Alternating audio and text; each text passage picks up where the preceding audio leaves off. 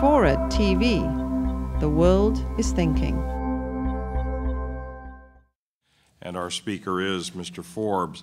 Mr. Forbes, we do have a number of questions, so we'll get started. You alluded to the fact that the world economy certainly plays a central role today, yet America continues to be very strong in the holdings that we have. What are the opportunities for the U.S. as the other countries around the world strengthen their economies, and what are the effects of a strengthening dollar for those of us who are here in the U.S., particularly the working class? Let me start with the integrity of the U.S. dollar. If the dollar stops declining, if we stabilize the thing as we did in the 1980s, as we did in the 1960s, what you will start to see happen is people will start to put the money productively to use again. If the money's going to go down in value, people tend to hold it to see what is going to happen. When they have a stable value for the dollar, then you start to see business investment go up and the economy really starts to improve. Again, just printing the money is not going to improve the economy. Spending money by the government's not going to improve the economy. Japan tried that in the 90s. It didn't work. You got to get the currency stabilized. Economists and a lot of people disagree with this, but the dollar should be stable in value. There should be a stable measurement of value. For example, just let's be simple about it, Jeff. An hour has 60 minutes. Now imagine what would happen if you floated the clock. So an hour had 60 minutes one day, 70 the next, 40 the next, 80 the next. Why, you'd soon have to have derivatives and futures and hedges to figure out how many hours you're working each day. Or take a house. Let's say you floated the ruler. So you have 12 inches in a foot one day, 10 the next, 15 the next, 18 the next, 7 the next. It makes it very hard to build a house. The same thing is true of money. If it's going all over the place, you just have to hedge against that changing value, which means you can't focus on productive tasks at hand. And so it's highly, highly distortive. So strengthening the dollar works.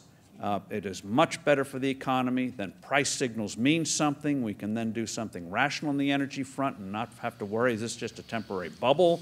Or it just is very distorting. So stabilize the dollar is number one. In terms of U.S. competing in this global economy, the key, and that's one reason why I think we got to simplify the tax code so we can focus on productive things and not waste brain power on stupid things like thousands of pages of incomprehensible gibberish that they write in Washington, is we can compete. And we've always competed in the past on value added, not doing what everyone else does, but doing new things. A classic example is in the late 1980s. In those days, it looked like the chip industry in the U.S. was going down. Intel was in trouble, closing plants.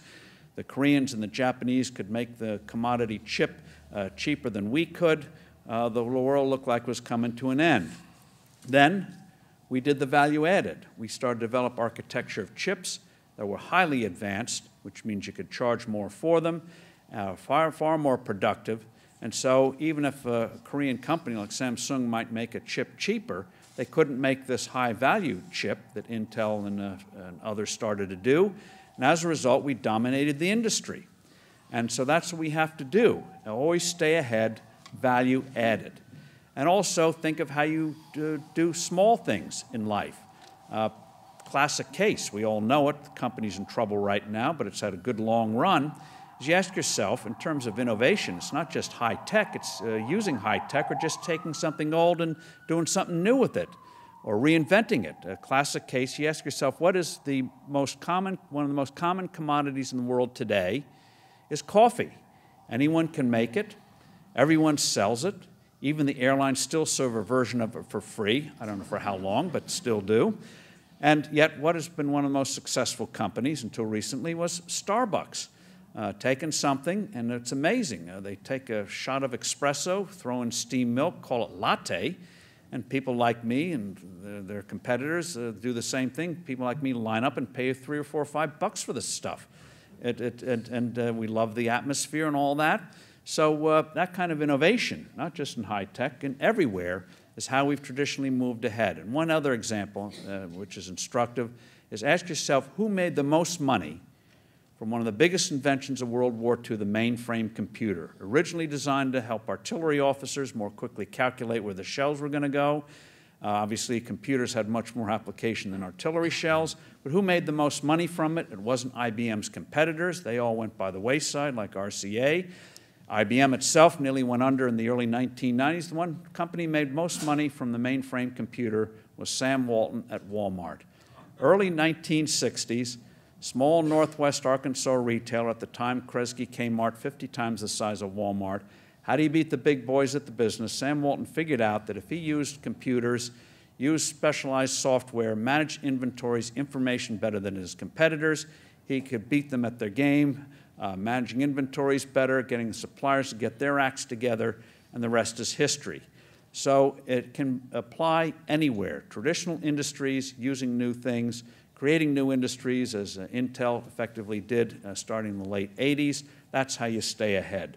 Very important to keep in mind. We are competitive when we have a chance to put our minds to it. We've been doing it for 200 years, not trying to make things cheaper than anyone else or cutting wages 95%. It's figuring out value added, innovation, absolutely key, innovation.